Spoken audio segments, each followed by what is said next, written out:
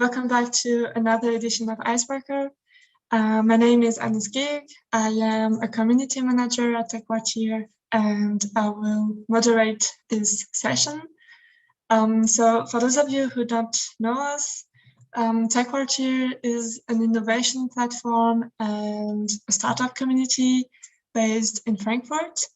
And we work with multiple actors to promote innovation and entrepreneurship. So we offer different benefits to our startup members, seeking visibility, networking, or matchmaking opportunities with corporates, for example, or even a working space here in Frankfurt. So if you're a startup yourself or you know of one looking for this, feel free to reach out to us. Ecoligo is always happy to welcome new members. Regarding today's event, this format aims to give our members the opportunity to publicly present their business and solution, and to show what they're working on, and also to create some interactions with other companies. So as you know, today the focus is put on startups with sustainable finance solutions, and presenting will be Arabesque, Ecolitiq, Ecoligo, Smart Forest, and Ecozins. So each company will have 5 minutes to present their business, and then afterwards we'll have a short Q&A session, so after each pitch. So feel free to ask your questions in the chat. Please know that this is live streamed and recorded on YouTube. So please keep that in mind if you want to speak, unmute you to ask your questions. You will be recorded.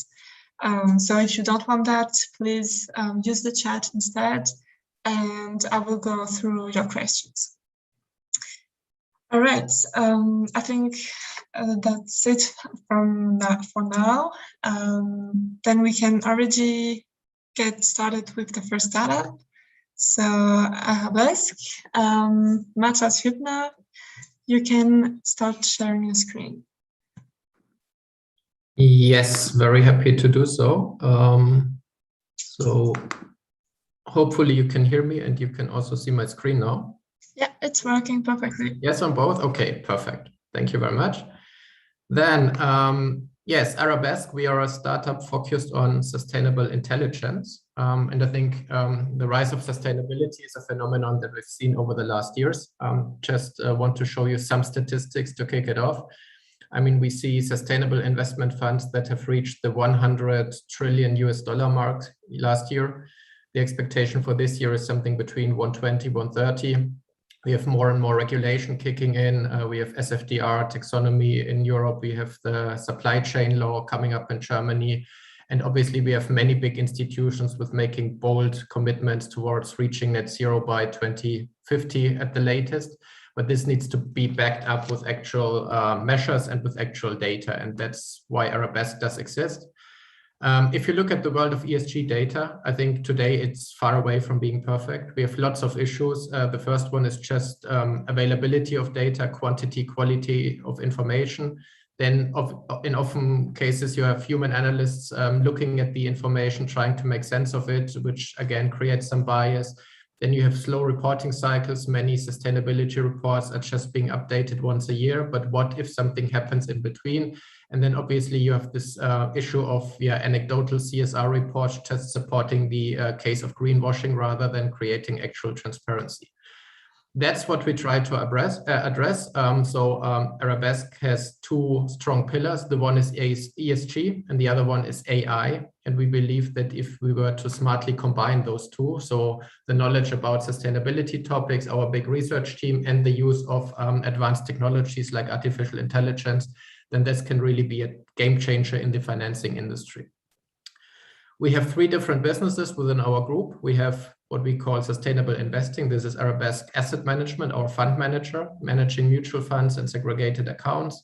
We have our data business, Esg, which provides sustainable intelligence, and we have our AI engine for sustainable technology. What can you get from us? And now I'm a bit arguing out of an Esg perspective. So you can get access to ESG scores and analytics. And it's not only the broad ESG score, you can be as specific, as focused as you want. So you can also say, how does a company perform against the UN Global Compact?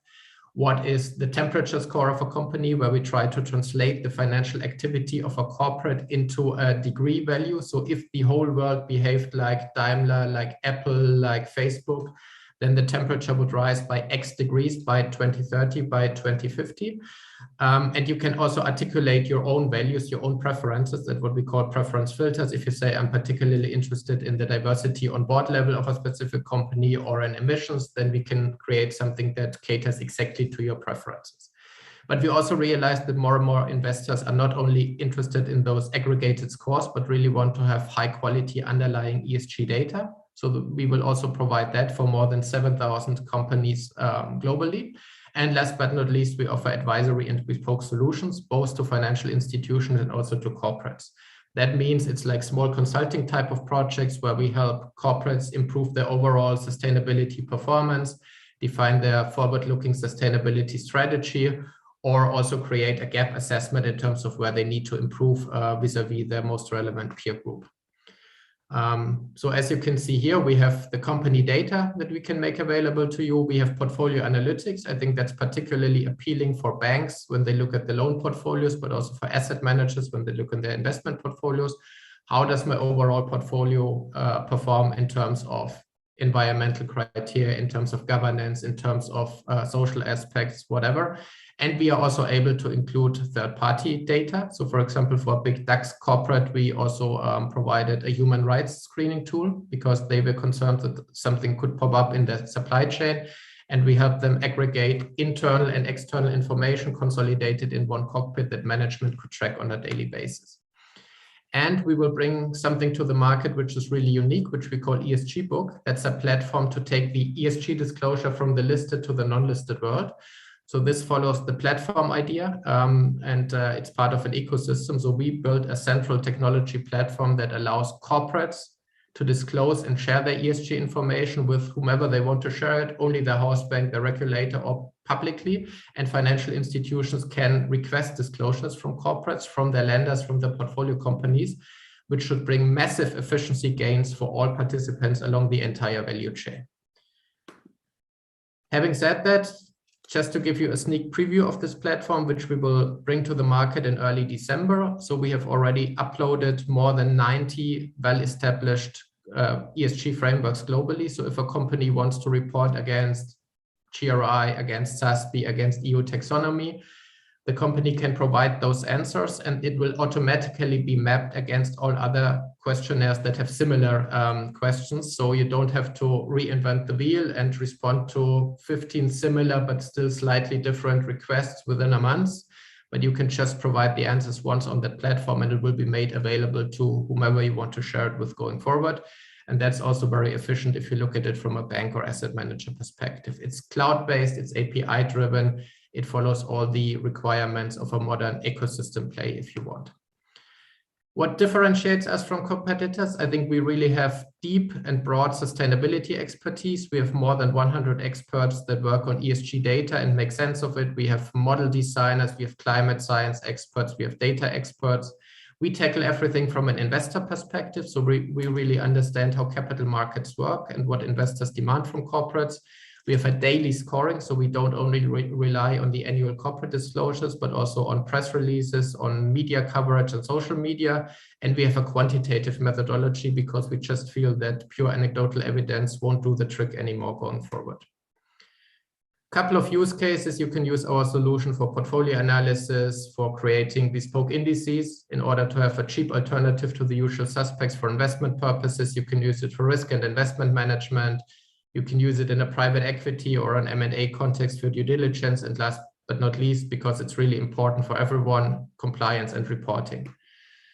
This is just, I mean, you can read the names, they stand for themselves, a handful of our recent clients. You can also see that we are truly global. So we have German names on the list, or actually one German name, but we also have American names, we have international players. So we also have offices in Boston, in London, in Singapore, and in Germany, we are based here out of Frankfurt. So that was it in a nutshell. I hope I was still on time within my 5 minutes, and I'm more than happy to take any questions that you may have. Thank you. Thank you, Matthias. A little bit more than 5 minutes, but that's not a problem. Thank you very much. If anyone has any questions, you can write them in the chat or also unmute you and speak out loud. So maybe one from my side. So your target, do you have a specific target, or do you work with all sizes of company? I think we don't have a specific size target, and we are also relatively broad in terms of target sectors. So, I mean, obviously, financial services institutions are a big clientele for us, not only banks, asset managers, also asset owners and insurers. But we increasingly also work on the corporate side, so be it with individual corporations, but also with industry associations that try to foster certain minimum ESG standards within their industry, within their member base. So in that regard, we are relatively broad, and the same also applies to the geographical mix. Okay. I see we have a first question from Hakan. He's asking how is the pricing model working?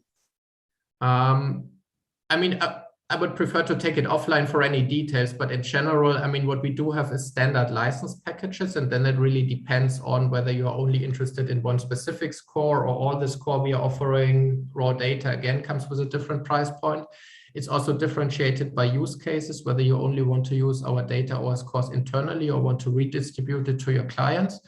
And obviously for the bespoke work that we are doing, it really depends on the individual effort. So that's more like a per diem or mandates-based model, if you want. But just ping me for details, and we can see what that would cost in a specific situation. Sure. So happy to hear more. Thanks. Let's see if we have another questions, and otherwise we will go on. If anyone wants to speak out, feel free to do so.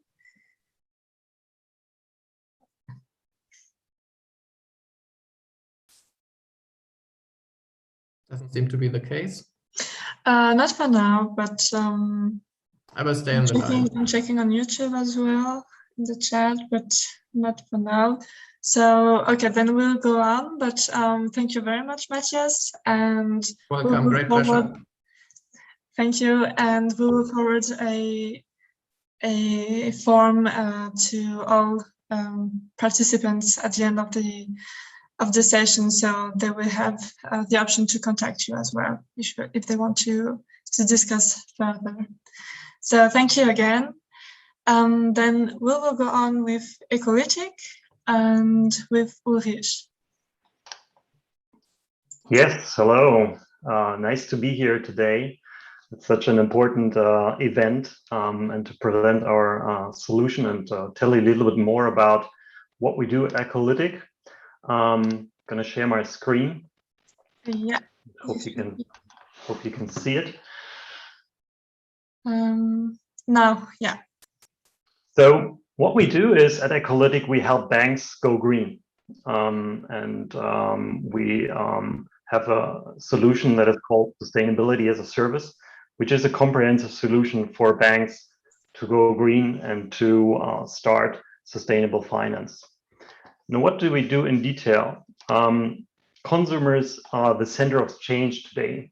Consumers are really relevant. They stand for 60% and more than 60% of all emissions globally with their daily purchase decisions. So if we can tackle consumers, or if we can educate consumers to change, there is a big movement we can establish here. And consumers are willing to change. 73% are willing to change their banks if the bank is not offering a good green proposition. And they are also willing to change their consumption habits, but they don't actually know what to do. But we come to that later. Consumers are also willing to invest which is a very interesting thing, because then we start moving money into the right direction. ESG funds, ESG products, for example. So this will be $1 trillion market. And there's it's one of the best things you can do to funnel money into the right courses. And that's what we're trying to do at Ecoligo. And banks are owning a treasure today in terabytes, gigabytes, which is payment data. My payment data, your payment data. So why is payment data that important? Because with payment getting digital, everything what I do every day is reflected in my payment transactions, filling up the car at the gas station, going to the steakhouse, paying my energy provider, everything is reflected there. It will never be 100%. It will never be, there will always be a little bit of cash. There will always be different accounts. But in general, there's no better data on the planet to calculate individual footprints. And that's where we start from. We start with the payment data, which is available at every bank every day.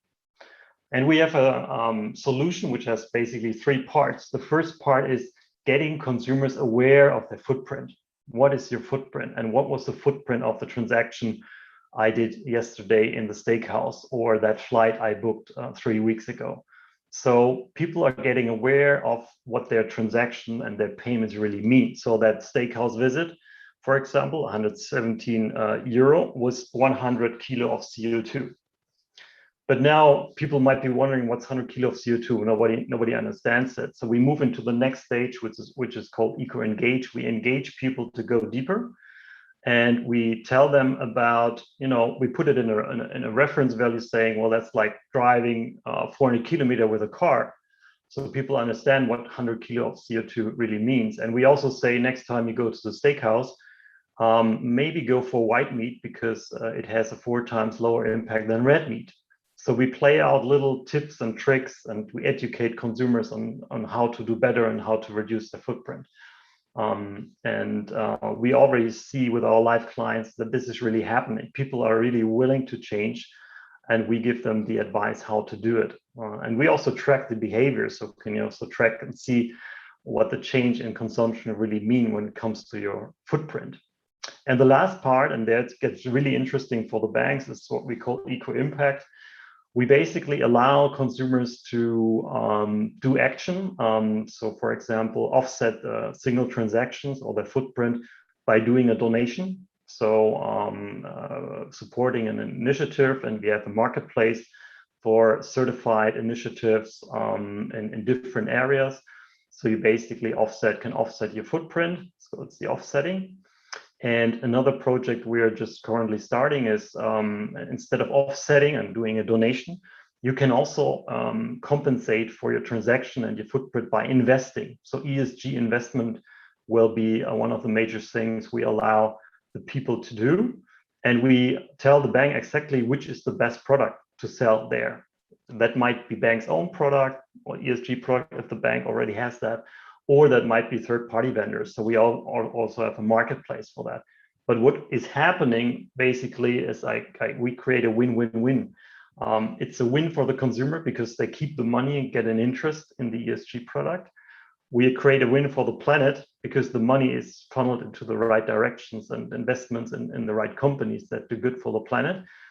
And we also allow the banks to get from a marketing case, sustainability as a marketing case, to a business case where money can be made, because it's we sell products here, ESG products.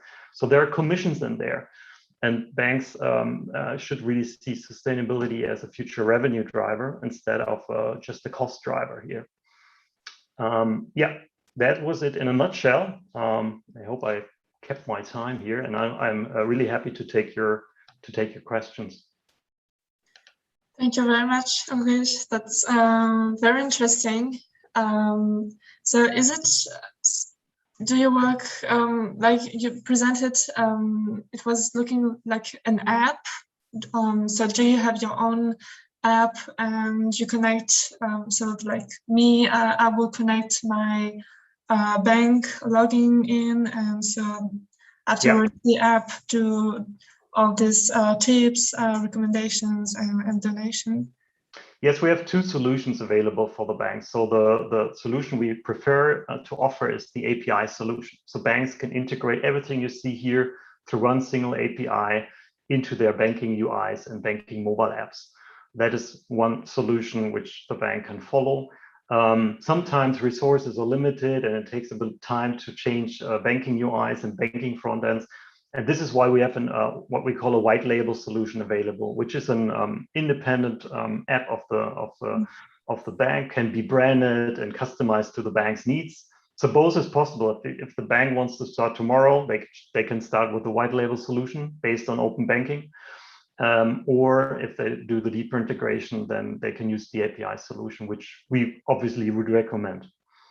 Okay, great. I see we have two questions in the chat.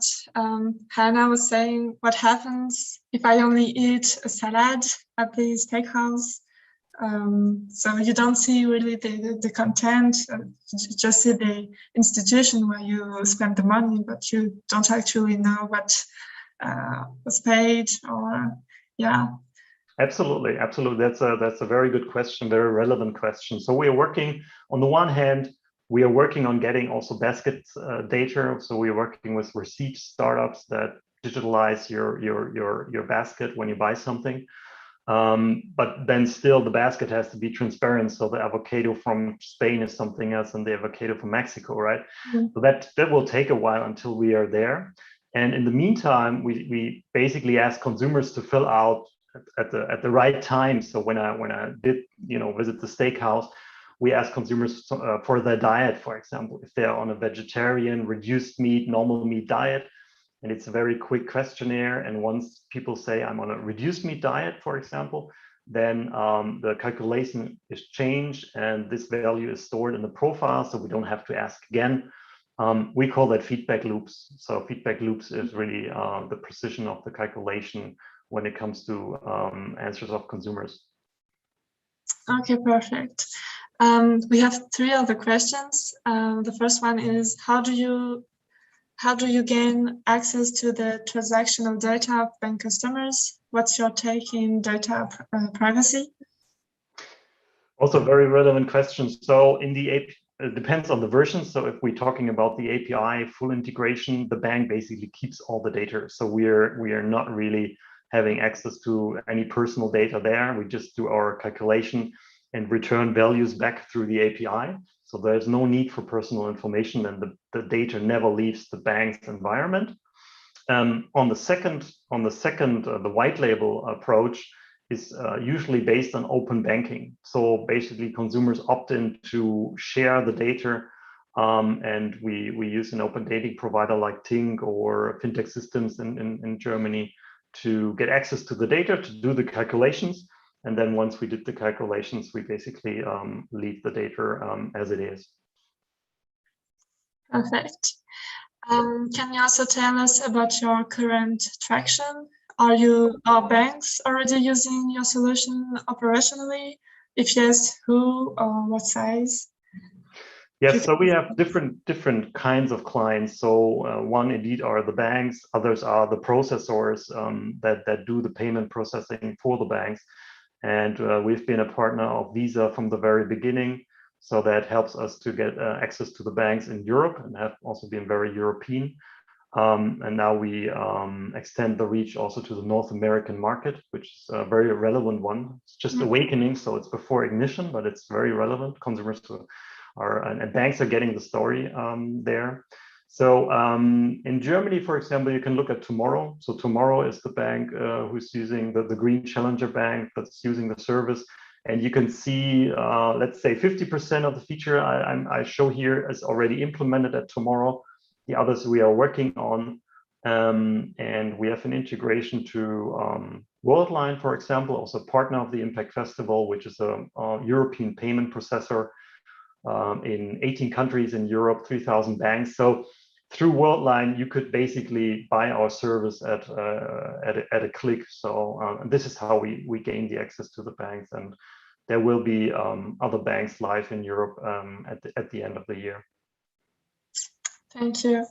And then we have time for the last question from Florian. He's asking if his bank doesn't offer the software is there still a possibility to use the service as a customer? Not yet. So what Florian might think about is opening up an account tomorrow. So that's what I would recommend, because it's free and you can experience the product and see what is happening there. The second thing is to push the bank push his bank to do things. That's the best way to do it.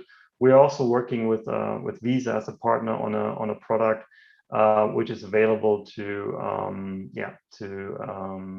Visa card owners. Perfect. I hope this answers his questions. So thank you everyone for the questions, and we will go on then with Markus from Ecoligo. Hi, pleasure being here. Share my screen. So you should see my screen? Yes. Perfect. So yes, hello everyone. I'm Markus. I'm co-founder and CFO at Ecoligo. We are a global energy as a service provider. We have already heard, and I feel that there's a lot of agreements here that sustainable finance is going to become the next mega trend in this decade. This is driven by a couple of factors, one of them being that retail investors are more and more looking into ESG criteria, considering ESG in their investment decisions. And that also goes for the largest global institutional investors, though, such as BlackRock, for example. They start to consider sustainability as one of their key investment criteria.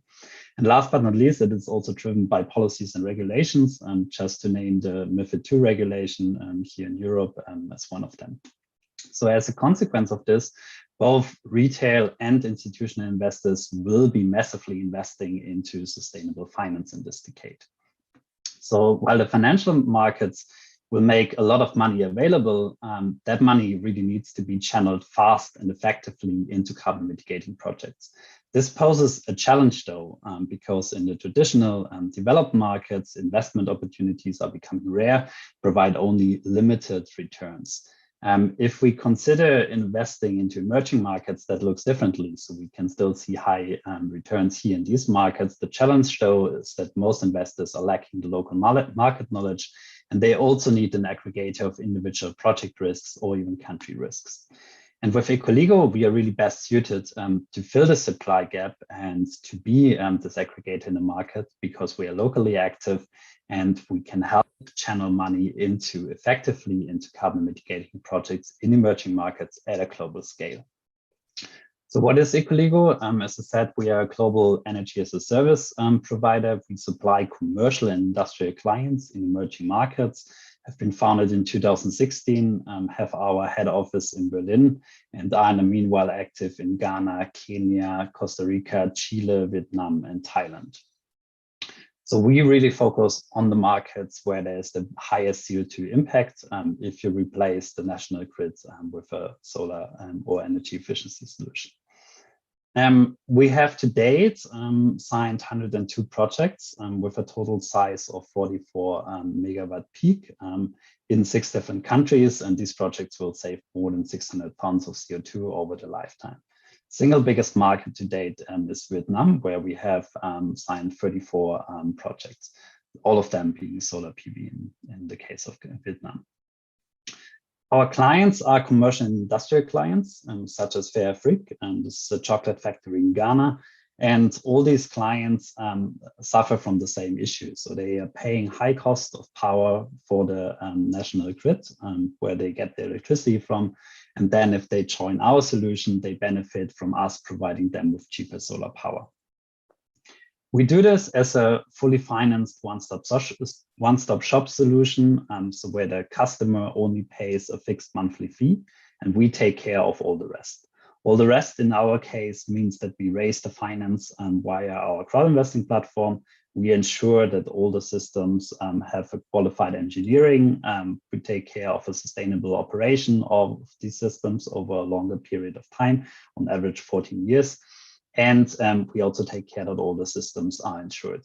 So when it comes to the value chain, then we as Ecoligo, we focus on all the parts of the value chain that are scalable, while we outsource the manual process such as the real installation of the system or the physical maintenance of the systems to our trusted partners in the countries that we qualify. As we talk about sustainable finance here today, let's focus on the left-hand part of this graph, the crowd investing platform. Here, everyone can invest from just €100 onwards. Our platform was actually awarded the best crowd investing platform in whole Germany in 2016 and in 2021. And again, 2020, we came out second place from BankingCheck.de. And we have decided to set up this crowd investing platform because in emerging markets, we have the structural finance gap that I described before. So there's a lot of money that wants to be channeled into these markets, but the problem is really the ticket size. So everyone wants to focus on these multi-million-dollar projects, while the actual projects are much smaller. So there needs to be an aggregator like us in these markets that is executing these projects, and we finance them via crowd investing, and in the future also with institutional investors, where we are in the process of signing the first deals. So our business model for the client is quite simple. So the client gets from us a hassle and risk-free solution. So he's basically buying the solar power coming from the solar system. And the beauty of this business model is also that the client is saving money from day one. So they don't need to pay a premium to go green, but they are really saving money with it. And this is also one of the main drivers of clients deciding to go for our solution. So it's really a typical no-brainer deal for the clients. One of our competitive advantages comes from our digital platform Pulse. So here with the software development, it allows us to have faster workflows, to have automated actions, and through the partner and client portals, it also allows us to have a holistic and efficient stakeholder management. And last but not least, it empowers impact investments and making this impact really tangible to our investors. So if you want to lead the global energy revolution with us, then let's have a talk, please. I think someone else wants to talk as well. Yeah, someone else came in the background. Thank you very much for the presentation. We already have two questions from Konstantin. The first one is, do developing countries show the same growth in renewable energy compared to Europe or the US? Yeah, so it's actually renewables in these markets is just starting. So the market is, so if we look at the commercial industrial client market that is currently served by the national grid versus served by a solar system directly, the ones that are served by a solar system directly, it's less than 1%. So we're really at the start.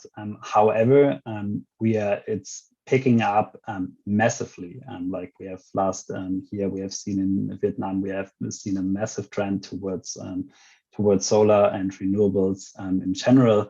So the markets are really picking up and are also starting to overtake most of European markets. So it's really interesting times in these markets, and the economics are just making so much sense here. And now that's my question, but in Germany, for example, it's not like there are already a lot of companies on the market, so that's why you're focusing on developing countries. Yes, there's actually two reasons why we focus on developing markets. The first one is that is our background. So personally, I started my professional career actually in Kenya in 2010, where I lived and was focusing on CO2 saving projects. And the same goes for my co-founder, who has been living in Ghana. So that is where we have spent a significant part of our career, and where we have our network and know how these markets work. And then the second one is basically that we make use of we can call it a cost of capital arbitrage effect. So we are raising money here in Europe, where the returns that you can get when you invest in something are quite low. And we are investing the money in emerging markets where typical bank loans are very high, even going sometimes up to 20% interest rates. And that is this arbitrage, cost of capital arbitrage effect, and you can only have when you work in emerging markets. Okay, all right. Okay, and so the second question from Konstantin was, since climate action demands global initiatives, do you see your solution as an opportunity to support developing countries in meeting their climate goals? Yes, definitely. I mean, we have set up Ecoligo from the beginning as a global entity. So sometimes I get the question, why are you so thinly spread and not focusing on Kenya and then maybe neighboring countries such as Tanzania? So we have said from the very beginning, we need to look at the markets that are the most attractive in the world. And that it's not necessarily the neighboring countries, but it's selected markets in the world. And there we can really help them to have an impact. We are seeing, if you look at the tons of CO2 per kilowatt hour from the national grid, so the dirtiness of the grid, so to say, and we are going into markets that have a quite dirty grid and help them to reduce emissions. And that is really also helping them, of course, to meet their sustainability goals. And so do you also work with local institutions or governments? Government not. I mean, we work with local companies that get qualified by us, and then we work when they are eligible to do the installation jobs and the maintenance jobs for us, but it's really companies. So with governments, yeah, we don't work with. And also, we are not selling power to the government, which is also important. So we rely here on companies, so it's a pure B2B model without subsidies, without government involvement. Okay, thank you for the answers. Very welcome. All right, then let's go on with our fourth startups, which is Smart Forest, and presenting will be Ivona Pavlak. I hope I pronounce it right. Yes, very correctly. Once again, very nice to meet you. Let me also share my screen. Just give me a second.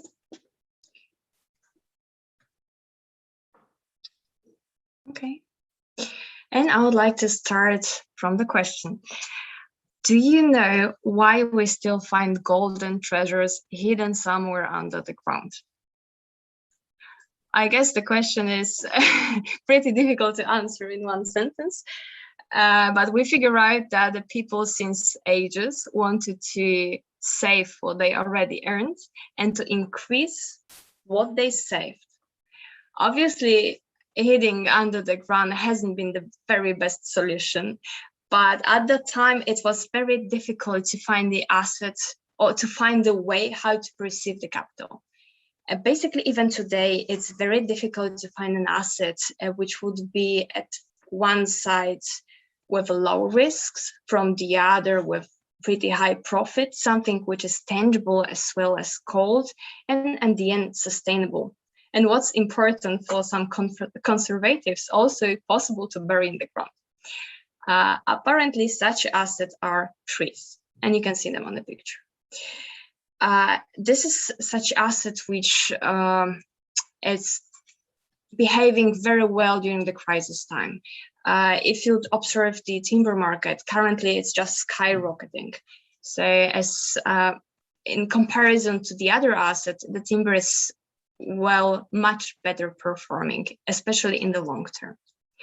So if the tree is such a super asset as I claim, so why the forest investment takes just 1.5 promille out of sustainable investment? It's because of the high entry level. So nowadays, if any of us would like to invest in trees, in timber, we would have two options. Either to have own timberlands, so to start all the plantation with all high costs and knowledge which is needed, or to buy shares in the forest funds. For both options, we need at least 10,000–15,000 euros to start with. So we decided to decrease this level by selling singular trees for the platform. We called the asset biodigital because from one side we have a tree, and from the other we have the NFT certificate, which allow investors to sell the asset meanwhile. So basically how it works, this is the platform where the farmers are coming and they are like offering their trees. We do the diligence. If everything is all right, we start to sell the trees singularly. So we divide the whole plantation. And using the blockchain, this can allow us to be more liquid, be more secured, and be more transparent. Here's the actual offer. So if you would like to buy a tree, you can go to the smartforest.world and do the purchasing. Depending on the type of the tree, the profit out of it, it's different. Here we could talk about even 8% per year, and the initial price starts from 30 euros. Here is actually the plantation in Romania. Very often we are asked how it's happening that the trees are gaining value. Well, here you can see the trees which are 4 years old. Here are the Pavlovnia species, which are the one for the timber. But on the platform, we also aim to have different tree species, also the ones with fruits, saps, and all barks, and all of this value chain you can get from the tree. If we talk about the value chain, actually, there are two different things beside the timber, which is like adding the value to the tree, to the asset itself. The first one is CO2 neutralization. We talked today a lot about that, and we can see the great perspective among that. So we measure how much a tree has neutralized of the CO2. The other one is collectible value. So how much of the card, how much of the NFT card the tree has somehow, what's the value of it? Nowadays, if you talk about competitors, there's nothing like a supermarket for different trees, just like singular projects having their own plantations. How it works from the point of view of the prices. 50% of the price goes to the planter, the rest, 20% go to the platform, so let's say to the company, and the rest is being divided in different services. A tree as a service means that the client is buying the tree with all of different costs, so there is nothing more to add. Maybe just quickly about the traction. We currently got more than 50,000 euros of pre-orders with 0 expenses on the marketing, so all of it's the natural traffic. And we've been featured in Handelsblatt, Focus, and Different, for example. I guess that's all from my side. Thank you very much. Thank you, Ida. So if there's any questions, please ask them or write them in the chat. I had one. So are you working with other companies to to implement your solution in their business, for example, so that you can get more investing in the trees? Mm-hmm. We would love to work with the B2B and B2B2C companies. Currently, we are more focused on the single clients, so on the person who are coming to the platform and buying trees from themselves. Mm-hmm. But obviously, we are open for all kinds of cooperation, and we aim to hit this market on purpose actually in 2 years, more precisely, on half. Okay, thank you. Heiner is asking, what blockchain do you use? Is it Ethereum? Basically, we had the plan to use the Ethereum, but due to the prices increasement, we decided to use different blockchains. What makes us unique is the possibility to do the swap, and on the platform, there will be different blockchains implemented. Currently, we have talks with Celo to start from their blockchain. But we are aiming to do the swapping between the different blockchains so that we don't have to be very much tied to any of the ecosystem. Mm-hmm. Thank you. Let's see if we have another question from the audience. Don't hesitate. I'm not going to bite you, don't worry. Don't worry, I will send also, as I said at the beginning, you will all receive a form to contact the speakers today. So if you think of the questions, afterwards, then you still have the possibility to ask them. Okay, it doesn't look like we have another questions. Thank you very much, Ivona. And then we'll go on with last but not least, startup, which is Ecozins. And Yasmin will be pitching for us today.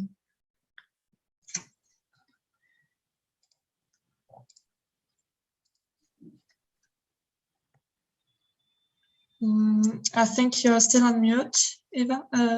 Yasmin, yeah. Can you see my presentation and hear me? Yeah, perfect.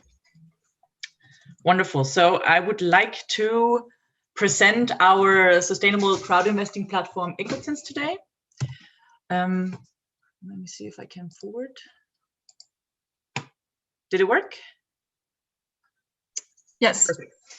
So with Ecozins, we're trying to address the main challenge of the 21st century, which is the climate change and the climate protection.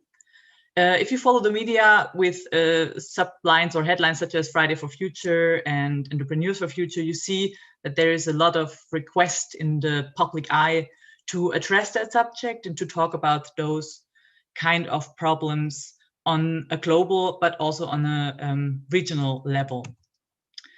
Sustainability is a big importance, or has a big importance in day-to-day life, which means people are paying more attention to purchasing regional products or saving water, purchasing sustainable clothes. But one aspect that, in our opinion, is still not addressed fully is sustainability in the financial sector. And sustainability in the financial sector means providing money for companies or for causes with revenue with a positive impact. And that usually means you're trying to avoid investing in companies or organizations that support child labor or within the arms industry, or let's say nuclear or coal-fired power systems. And the additional advantage that you're having, that was everything that we heard before as well, to reduce the carbon footprint of the individual person. So that's the purpose for every investor, to reduce the individual carbon footprint. And the idea behind it is to connect the company who is committed to a CO2 neutral energy supply and needs capital with the investor. The same thing as the lady before just pointed out, the general problem with those kind of projects, particularly in the renewable energy sector, is that if you would like to enter that market as a private investor, you need a lot of capital in order to generate that kind of impact. And with Ecozins, we are trying to open this market, or with our platform Ecozins, we're trying to open this market for every person, for every investor who would like to have an impact and who would like to align the personal interests and value with investment ideas. So investors can easily invest through our platform in individual projects, directly into those individual projects, so they can pick and choose and decide with all the information that we provide them whether the subject or the object fits them, the project's fine for them, and the companies on the other side have the benefit for additional capital with CO2 neutral impact. And the main, or within the German market, one of the main reasons for that kind of advantage for projects or for companies is that you can easily realize private participation concepts, which is under normal circumstances relatively extensive in research, in money impact, and in legal powers. And with our platform, or with crowd investing, you have the possibility to access those markets easily. The idea behind it is that the investor goes on the platform Ecozins, picks his project, invests, and then through a system basically, and through a trust account, in order to make sure that the money cannot go anywhere under circumstances that are not provided with, and at the end goes directly to the project. And the other way around, the project provides interest and repayment through the trust account back to the investor. And Ecozins is basically the platform for, as well, presenting from a marketing perspective and also from a legal perspective. We're developing all the backgrounds for the projects and the companies. In average, an investor puts his money in projects for 3 to 10 years with Ecozins and receives an interest rate between 3 and 6% per year, and investments are possible between 100 and 25,000 euros per person. So you can really just start with a small amount and basically put whatever you would like in whichever project we're providing.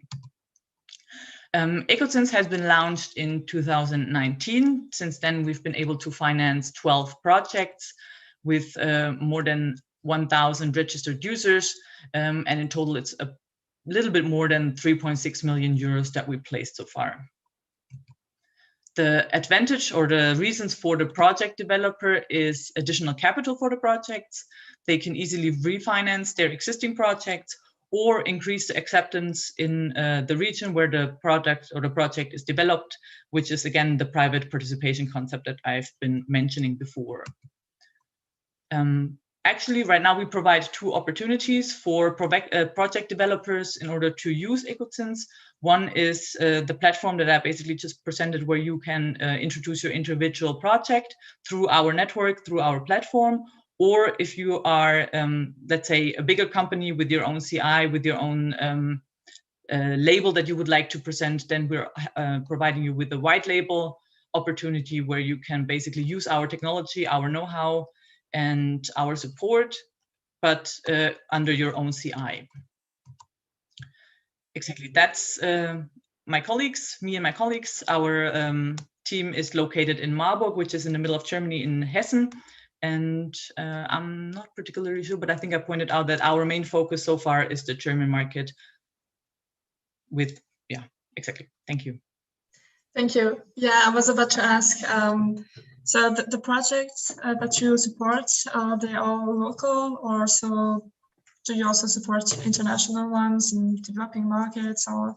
No, so we're basically focusing to 100% on the German market. This is because our background is actually project development.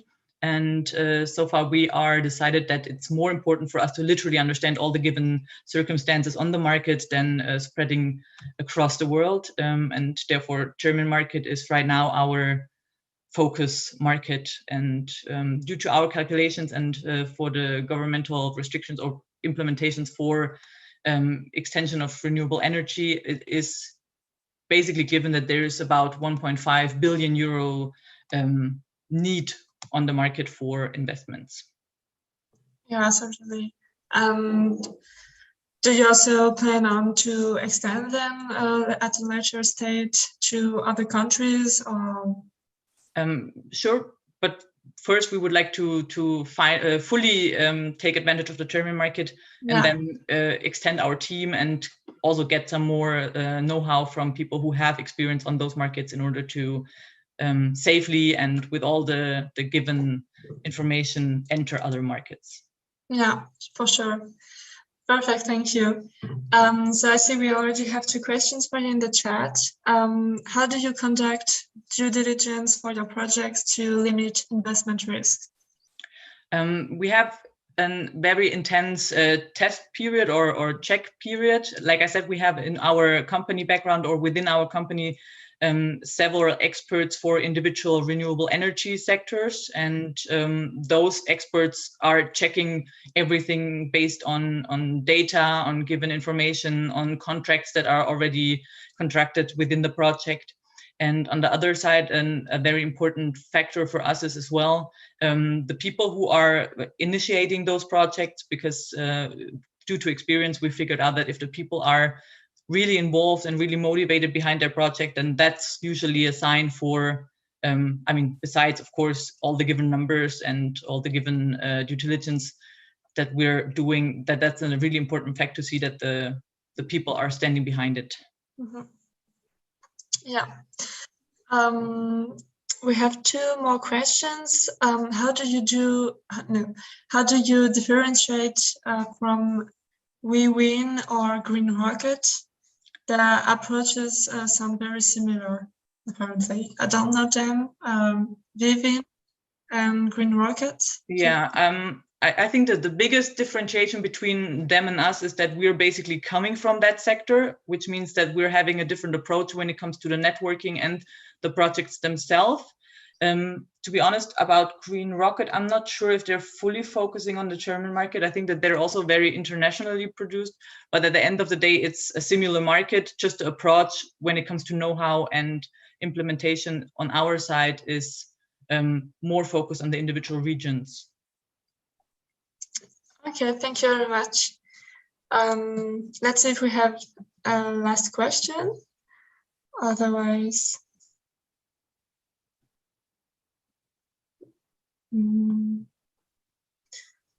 doesn't look like it.